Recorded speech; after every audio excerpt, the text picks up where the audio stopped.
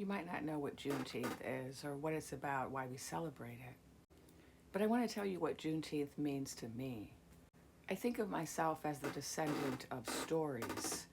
And we all have these stories, right? Family stories that were passed down. And some of our ancestors are stories, and some of our ancestors are just question marks. And I have one ancestor, my great-grandfather Estes, who is a little bit of both. And so I want to share his story with you because his story is the story of Juneteenth. Grandpa Estes was a great man and he did great things, but before he became a great man, he had to experience great tragedy. So as a child, his family immigrated to the United States from Haiti, what we call today Haiti. And in order for him to immigrate from Haiti in those times, in the late 1800s, he had to have come from a great family. This is still true today for many people who immigrate from certain places. They can't do that unless they come from a family of success, a family of money, a family with the means to send a child abroad. And so great-grandpa Estes came from a great family in Haiti, a family of means, a family with a record of success. They were well-dressed, they had money in their pockets, and they took a ship to Florida, to the southern coast of the United States, to begin again. But a terrible thing happened to Grandpa Estes when they arrived in the United States. He lost everything. He was abandoned by his family so that he came to be an immigrant who didn't know the language and who had nobody. His abandonment by his family is a whole nother story, which I won't tell, but I'll tell you just a little bit of it because it's relevant to the story of Juneteenth. For as it was told to me by his daughter, by my great aunt Arlene, Grandpa Estes was abandoned by his family because of the color of his skin. It seems that in his family he was very, very dark and his family was very, very light.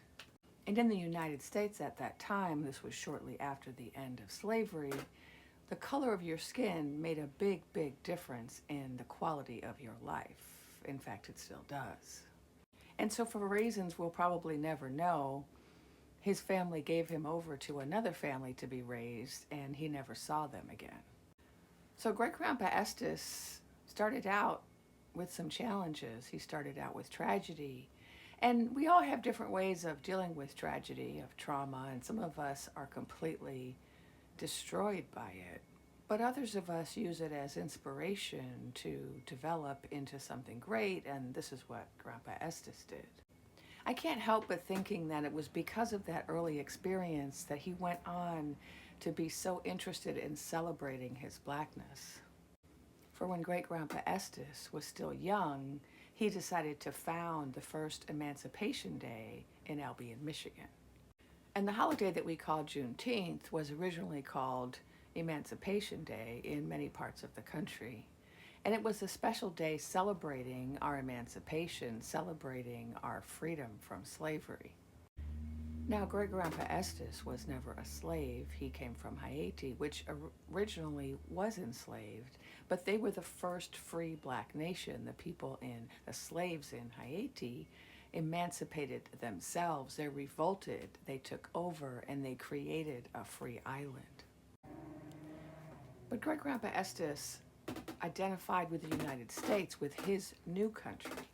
And he decided to celebrate his new country. He decided to celebrate freedom here, but certainly was informed by his heritage. And so this great Emancipation Day that he founded in Albion, Michigan, which we're not sure when it was founded, but sometime at the turn of the century in the early 1900s, would gather people from all around, beautiful black people from all around would get together and have picnics and balls where they would dress up and speeches, and they would come together and celebrate their freedom and their blackness. And if you want to see some pictures of this, I have pictures of Emancipation Day in 1926 in Albion, Michigan, which includes many of my relatives on my Instagram account at Spirit Teacher. But back to our story. Grandpa Estes was an incredible man because although he came from a challenging childhood, he went on to greatness. And not only was he a community leader who created this Emancipation Day and helped to organize it every year for many years in his town, he also was a successful businessman. And he had a number of businesses, but the Depression came and a lot of people lost everything, but somehow Grandpa Estes did not.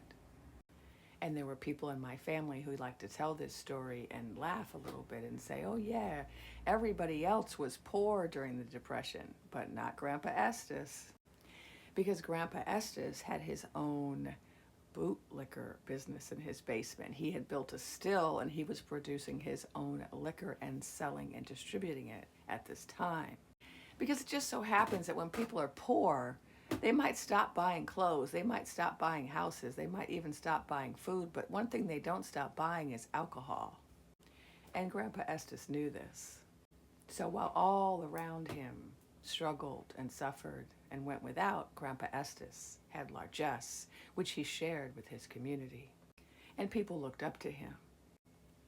And one story that I remember being told was that here we were in the Depression, and yet Grandpa Estes was able to send his daughter to college wearing a fur coat.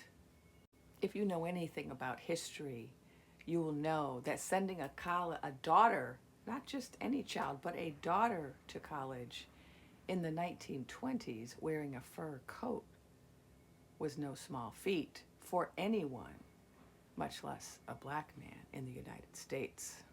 So when I think of Juneteenth, I always think of my great-grandfather. I think of how he taught us all to be proud of being black, how he took what he had and he gave it to others, how he brought the community together, how he was a leader, how he raised my grandmother to be a leader, and she in turn raised me. I come from a long line of stories and a few questions. And these stories are what make me me, as do the questions. And I think it's my job to honor my ancestors. And the best way I know to honor my ancestors is to live a good life, a life where I help others, a life where I lead others, a life where I follow the example of my ancestors. So today on Juneteenth, we celebrate our ancestors. We celebrate the people who went through great hardship and yet survived, who went through great struggle and yet thrived, who managed in the midst of great distress to soldier on to make our lives possible. So I have a question for you. I want to know, what stories were you descended from? What stories were you told about your family which shaped who you are? What questions also shaped you?